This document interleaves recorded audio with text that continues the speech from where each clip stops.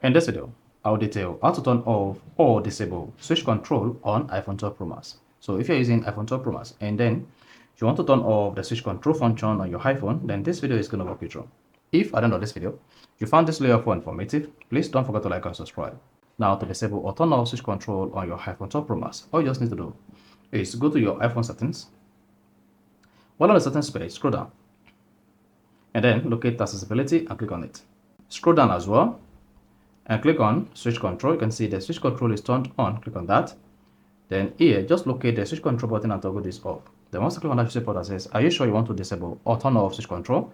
Go ahead and tap yes. And that's going to turn off switch control on your iPhone 12 Pro Max. So in summary, to turn off switch control on iPhone 12 Pro Max, you need to go to your iPhone settings, scroll down and click on accessibility. On the accessibility page, scroll down, click on switch control and toggle off the switch control button to turn off or disable the switch control. So if you found this video informative, please don't forget to like and subscribe.